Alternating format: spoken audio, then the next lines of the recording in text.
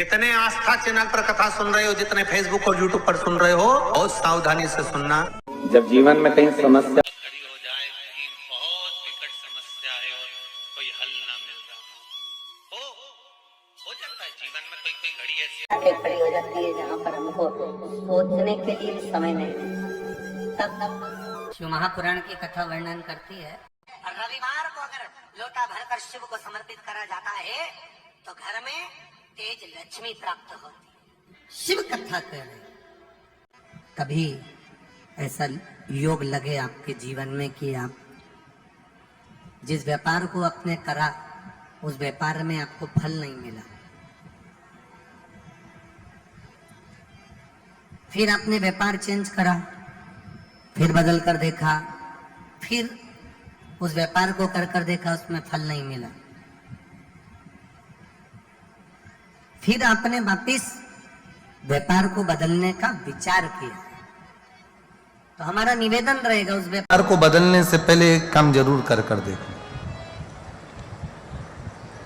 3 स्थान पर बेलपत्र को चढ़ा कर देखिएगा। अगर आपको लगे कि मैंने व्यापार बदल लिया, एक बार बदला, कई लोग ऐसे भी होते हैं जो पैसा इकट्ठा करते हैं, धन एकत्रित करते हैं और कोई व्यापार ऐसा कर लेते हैं जिस व्यापार में धन चले जाता है तो वो धन वापस नहीं आता महाराज, वो व्यापार का धन वापस नहीं आ पाता, तो बड़े दुखी होता है कि भाई मेरा गया हुआ पैसा नहीं आ रहा, मैं बड़ा कष्ट में हूं, मेरा खुद का ही आ जाए ना तो मैं निहाल हो जाऊं, मेरा अपना ही नहीं आ रहा जो गया हुआ है, तो मैं क्या वर्णन करूं उसको, क्या करूं? उनके लिए भी ये प्रयोग, ये शिव विद्येश्वर संहिता का ये भाव बड़ा सुंदर है महाराज। आप व्यापार पर व्यापार बदल कर देख लिए, धन भी हमारा कहीं डूब गया, आ नहीं रहा है, तो प्रयास करना 3 स्थान पर चढ़ाई गई बेलपत्र हमें सुख का अनुभव करा देती। बहुत ध्यान लगाइए। पहला, अशोक सुंदरी की जगह। अब ये बेलपत्र जब भी आप चढ़ाएंगे तो रविवार की अगर प्रदोष पड़ जाए, कौन से दिन? रविवार की प्रदोष के दिन ये प्रयोग अवश्य कर देखिएगा। स्वयं कृपा करेगा। अपने मंदिर में, अर्थात अपने घर के पास कोई मंदिर हो, शिवालय हो, देवालय हो, जहां शंकर भगवान विराजमान हो, शिवलिंग हो, ऐसी जगह पर अवश्य करें। हमें कहीं दूर जाकर ये प्रयोग नहीं करना है, अपने शिवालय, अपने जो घर के आसपास में शिवालय हो वह। एक बेलपत्र अशोक सुंदरी वाली जगह। अब उसको अशोक सुंदरी की जगह पर भी चढ़ाने का तरीका क्या है?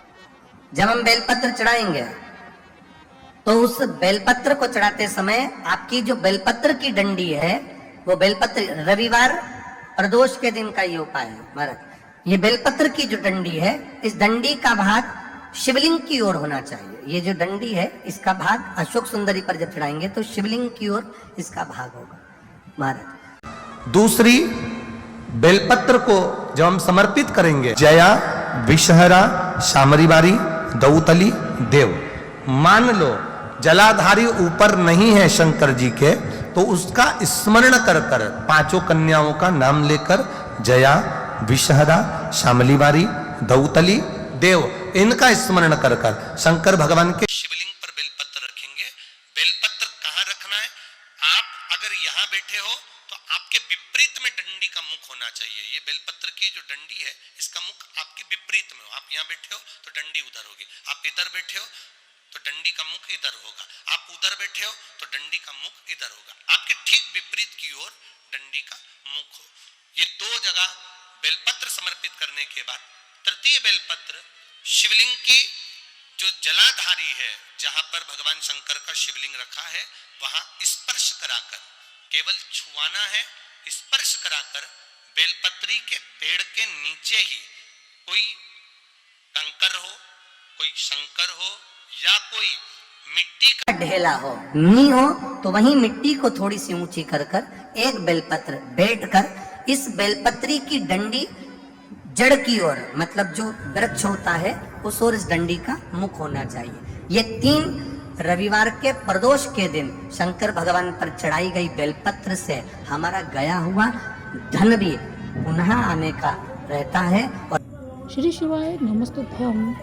हर हर महादेव। रवि प्रदोष व्रत पर अगर आप इन उपायों को कर लेते हैं तो आपके जीवन से दुख, दरिद्रता, धन की कमी हमेशा के लिए दूर हो जाएगी। आपको रविवार के दिन क्या करना है कि एक पीले चंदन लेना है और रवि प्रदोष के दिन पीले चंदन का लेपन आपको बनाना है और उसे शिवलिंग पर त्रिपुंड बनाकर आपको लगाना है। एक बेलपत्र पर शहद लगाकर दाहिने हाथ से शिवलिंग पर चढ़ाना है अपनी मनोकामना के साथ। आपकी जो भी मनोकामना हो आपको मन में बोलनी है और बेलपत्र पर शहद लगाकर शिवलिंग पर चढ़ा देना है। यह उपाय सूर्यास्त के समय आप करें। ऐसी मान्यता है कि इससे धन की प्राप्ति होती है और जीवन में जैसा भी दुर्भाग्य है वह दूर हो जाता है।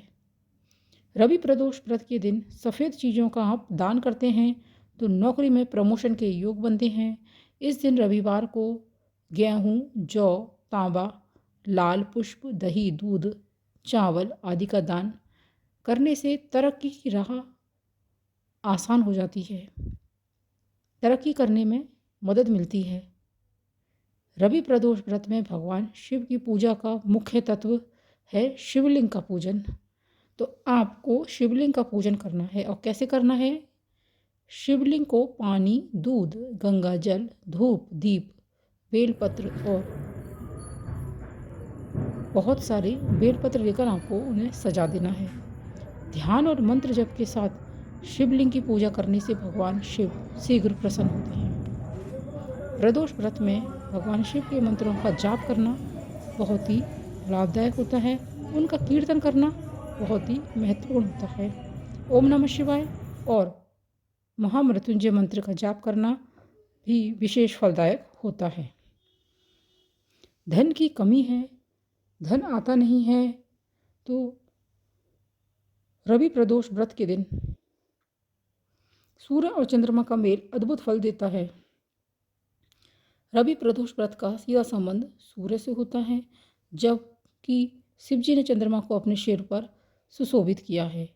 कुंडली में सूर्य को बलवान करने के लिए प्रदोष व्रत के दिन एक मुट्ठी गेहूं को शिवलिंग पर अर्पित करना चाहिए।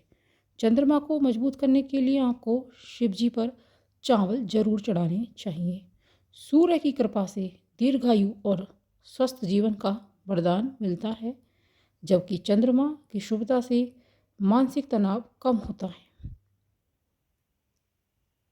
इस दिन व्रती को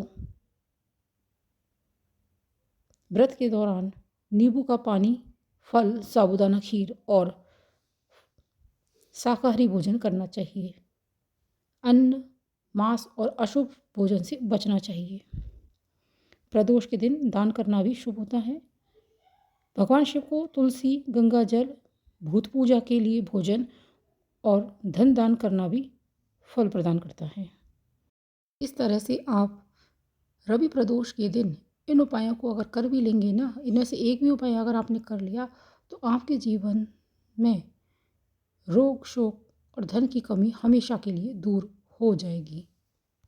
भगवान शिव प्रसन्न होंगे और आपको आपका मनचाहा वरदान तुरंत प्रदान करेंगे। अगर आप इस तरह की और भी ज्ञानवर्धक वीडियो देखना चाहती हैं तो चैनल को सब्सक्राइब करना ना भूलें। वीडियो को लाइक करें, शेयर करें, कमेंट बॉक्स में हर हर महादेव अवश्य लिखें। मिलते हैं अगले वीडियो में। धन्यवाद।